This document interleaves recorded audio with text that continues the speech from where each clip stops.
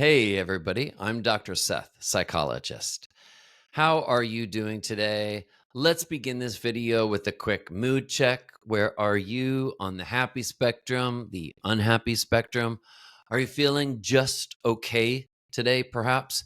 Sometimes I think just feeling okay, looking around at your life and your day and saying, you know what, I'm okay today. Let that be good enough. Sometimes I think we put too much of a pressure on feeling overly happy, and that's a high bar to set.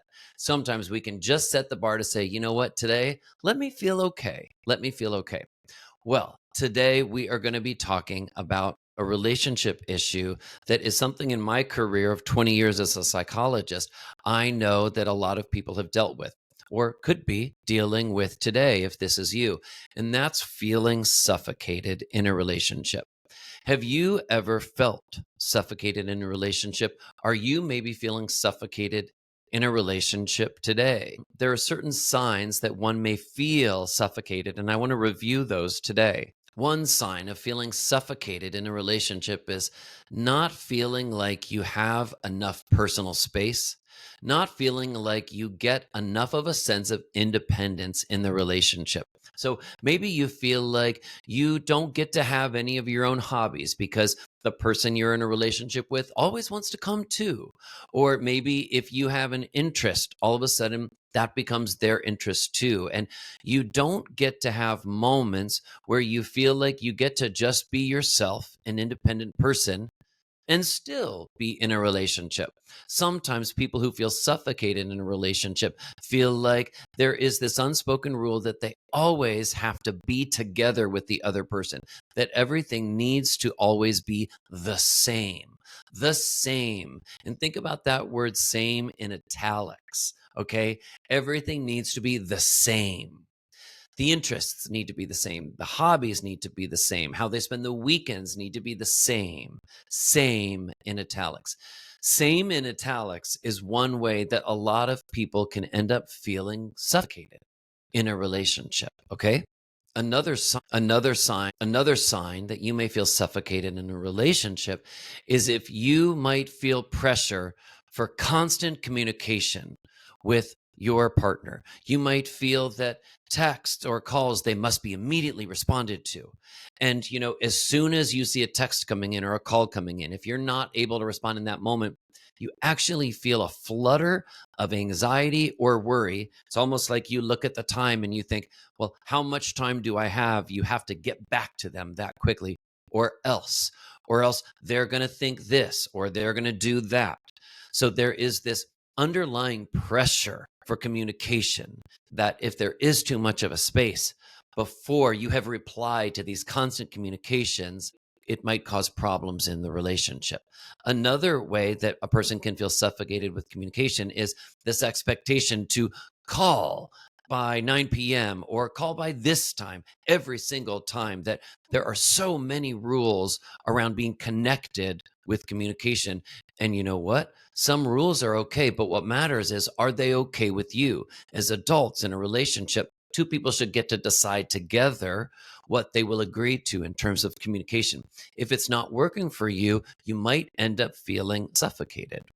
Another sign that you may feel suffocated in a relationship is if you sometimes feel guilt about wanting to have a little time alone.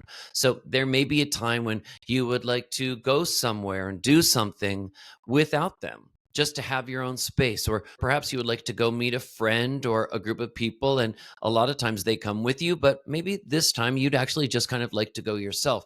Well, if you're in a relationship where that's not allowed, or the other person may have a strong reaction, may start going into anxiety or panic, trying to figure out, well, what does that mean? What does it mean this time? Are they going to leave me? Are they upset with me?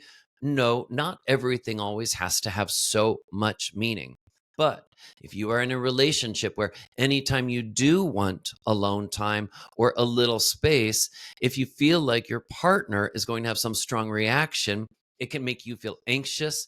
It can make you feel suffocated. It can also then make you feel guilty. Just feeling guilty about wanting to do something kind of on your own or with other people. And guilt can be a really heavy emotion to carry around. It can make us feel really weighted down. And if there's too much guilt inside us, it can build up like a pressure. And that pressure is really uncomfortable. And again, is related to this feeling of feeling suffocated, feeling claustrophobic in the relationship. And then finally, the last point that I would make about signs of feeling suffocated in a relationship has to do with just noticing that you feel emotionally exhausted. Emotionally exhausted. Like sometimes you just don't have a lot left. Sometimes if you feel suffocated in a relationship, the time that you spend together with them, it can actually make you feel drained or depleted after. Almost like you feel like when you're with them, you're working. You are feeling like you need to work, to listen, to engage, when really, actually, what you often would like is just a little alone time, a little quiet time, even if they're there, maybe a little sense of solitude, just being.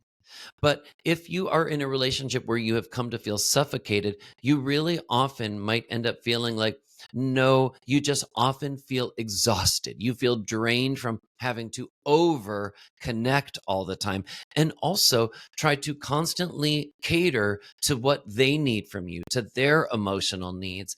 And that's really uncomfortable for you. It ends up feeling like an obligation sometimes. Now, in a relationship, I do believe people do have responsibilities to think about the other person, to care about the other person, to meet some emotional needs they have, but not constantly. Not constantly. Everyone is an adult and their own person, and people are different. So, some people have more of a need for alone time. Some people want to be in a relationship, are great in a relationship, but have a certain need for some independence in the relationship, whether it's a Saturday lunch going out with friends or a Sunday walk when they just have their own walk, the solitude of their own walk. Whatever that may look like, as adults, we all get to choose.